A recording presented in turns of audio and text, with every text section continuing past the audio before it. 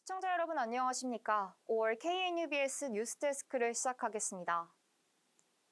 공주대학교 학생 및 교직원 식당인 늘솜과 소담, 한 번쯤 이용해 보신 적 있으실 텐데요. 오는 6월 18일 종강을 기점으로 영업을 종료한다는 소식을 전했습니다. 그러나 새로운 모습으로 돌아오기까지는 앞으로 2년이라는 긴 시간이 더 걸린다고 합니다. 자세한 내용 서지영 기자가 취재했습니다. 국립공주대학교 내 대표적인 학생 식당인 소담과 늘솜이 오는 6월 18일 1학기 종강과 동시에 운영을 종료합니다. 현재 두 식당은 학생복지관 1층에 위치해 매일 수많은 학생과 교직원의 식사를 책임져 왔습니다. 하지만 오는 7월부터 학생복지관 건물을 전면 철거하고 새로 짓는 BTL 재건축 사업이 본격화되면서 식당 운영 역시 중단되게 됐습니다. 신축 공사 기간은 약 2년. 이 기간 동안 교내 중심부에 위치한 학생 식당이 완전히 사라지게 되면서 당장 다음 학기부터 학생들의 식사 불편이 불가피할 것으로 보입니다. 특히 교내에서 식사를 해결하던 학생들이 대거 몰리던 공간이 사라지는 만큼 이른바 식사 대란에 대한 우려도 커지고 있습니다.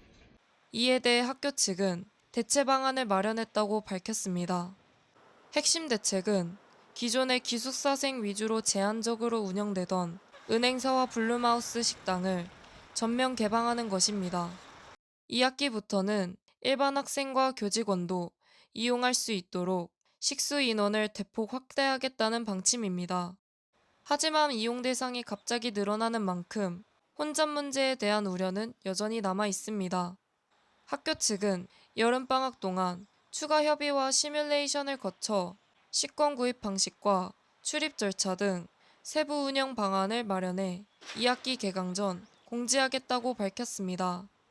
한편 재건축 이후 기존 학생 식당의 복귀 여부에 대해서는 아직 확정된 계획이 나오지 않은 상태입니다. 다만 학생복지과 측은 향후 식당이 재운영될 경우 기존처럼 분리된 형태가 아닌 하나의 대규모 통합식당으로 운영될 가능성이 높다고 설명했습니다. 공간 효율성과 편의성을 고려한 현대적인 시설로 개선될 예정이지만 그 전까지 이어질 약 2년간의 공백 기간 동안 발생할 혼잡과 불편을 어떻게 줄일 것인지는 여전히 과제로 남아 있습니다.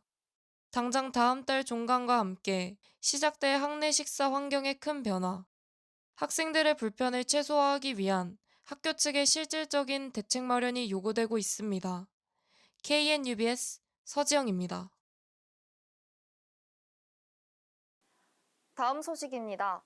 신광 캠퍼스에서 천안 예산 캠퍼스를 오가는 학생들의 이동 편의를 위해 운영되고 있는 캠퍼스 간 셔틀버스. 특히 근교 대도시인 천안으로 이동하는 학생들의 수요가 적지 않은 상태입니다. 매주 목요일 오후 시간대 셔틀버스 이용 인원이 집중되면서 혼잡이 심화되고 있습니다. 자세한 내용 최민수 기자가 전합니다. 오후 탑승 시간이 다가오자 많은 학생들이 한꺼번에 몰려들고 있습니다. 지난 16일 학내 커뮤니티에서는 특정 시간대 인원이 몰린다며 배차 증가를 요구하는 글이 올라왔습니다. 지난 4월부터 현재까지 계속해서 학생들의 배차 관련 불만들이 제기되고 있습니다. 특히 목요일과 금요일 오후 시간대에 신광 캠퍼스에서 천안으로 이동하려는 학생들이 몰리면서 극심한 혼잡이 빚어지고 있습니다. 좌석이 부족해 종종 통로까지 서서 가는 입서 운행이 발생하는 등 사고 위험에 대한 학생들의 우려도 커지는 상황입니다.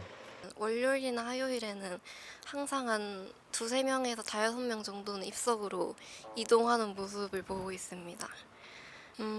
본가로 가는 학생들이 많은 목요일이나 금요일에는 배차 시간이나 또는 이제 버스 숫자를 조금 늘려줬으면 좋겠다는 그런 바람이 있습니다. 목요일에는 수업이 2시에 끝나고 금요일에는 1시에 끝나서 그 직후에 바로 버스를 타고 싶은데 셔틀 배차 간격이 5시부터여서 굉장히 오래 기다려야 한다는 어려움이 있습니다. 목요일, 금요일에는 워낙 본가를 가는 사람들이 많다 보니까 목요일, 금요일에 5시 버스를 타려고 4시 30분에 나와도 사람들이 굉장히 많아서 셔틀을 타지 못하는 경우가 발생하고 있습니다. 학생들은 학교 측의 단순한 배차 증감뿐만 아니라 이용 수요를 반영한 증차와 학생 편의 중심의 운행 대책 마련을 요구하고 있습니다. 계속되는 학생들의 셔틀버스 배차와 환경 개선 요구에 학교 측의 실질적인 해결책이 필요해 보입니다. KNUBS 최민수입니다. 다음 소식입니다. 학생들 사이에서 공공연하게 거래되는 시험 정보인 이른바 족보. 과연 이 족보의 정당성은 어디까지 인정될 수 있을까? 정일류 기자가 취재했습니다. 시험 기간이 다가오면 대학생들 사이에서 빠지지 않고 등장하는 것이 있습니다. 바로 이전 시험 기출문제, 이른바 족보입니다. 최근에는 이러한 족보를 돈을 주고 거래하는 모습까지 나타나고 있는데요. 과연 족보 거래는 대학 사회에서 어느 정도 이루어지고 있을까요? 학생들을 직접 만나봤습니다. 네, 한번 구매해봤습니다. 아니요, 자주는 안 하고 에타에서 사기 그런 걸 좀 봤어가지고 저번에 한 번만 구매해봤었습니다. 이처럼 족보 거래는 일부 학생들 사이에서 하나의 시험 대비 방식으로 활용되고 있는 모습입니다. 특히 단기간에 시험을 준비해야 하는 상황에서 효율적인 선택지로 인식되는 경우도 적지 않았습니다. 엄청 큰 영향은 아니더라도 그러니까 만약에 시험이 많아서 대비를 잘 못할 경우에는 족보가 큰 도움이 되는 것 같습니다. 저는 족보 거래나 족보 문화 자체를 저는 너무 부정적으로만 보진 않습니다만 족보를 학생들 사이의 정보 공유 문화로는 볼 수 없다고 생각합니다. 족보 거래를 바라보는 학생들의 시선은 이처럼 엇갈립니다. 시험 준비의 효율성을 높여준다는 긍정적인 인식이 있는 반면 일부 학생들에게만 정보가 집중될 수 있다는 점에서 공정성을 해칠 수 있다는 우려도 제기됩니다. 또한 익명으로 거래를 주고받으며 여러 사기 피해의 사례들도 나타나고 있습니다. 익명의 상대방과 돈을 주고받는 구조 특성상 부실한 자료를 받거나 아예 사기 피해를 입는 사례가 늘고 있는 것입니다. 실제로 취재를 통해 알아본 결과 한 학생은 족보를 구매하기 위해 5,000원을 송금했지만 상대방은 돈만 받고 자료를 보내주지 않은 채 연락을 끊어버린 것이었습니다. 이처럼 학생들 사이에서 익명으로 돈을 주고받으며 족보를 거래하는 문화가 과연 정당한 것인지에 대한 논란은 계속되고 있습니다.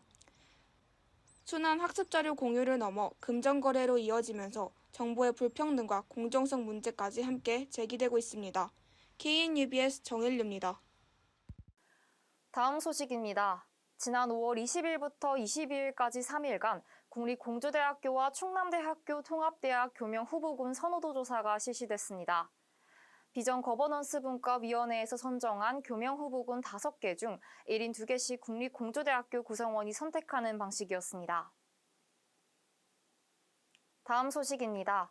5월 27일부터 오는 6월 2일까지 2026학년도 2학기 부복수 전공 및 연계 전공 이수 신청이 진행됩니다. 희망하시는 학우분들은 홈페이지 공지사항을 참고하시길 바랍니다. 다음 소식입니다. 2025 KNUBS 방송제 상영작인 학교 특별한 시작을 열다가 KTV 한국정책방송원 채널 시청자가 만드는 TV 하이큐 채널에서 5월 31일 오전 5시 45분 상영됩니다. 많은 관심 바랍니다. 제가 오늘 준비한 소식은 여기까지입니다. 시청해주신 여러분 고맙습니다.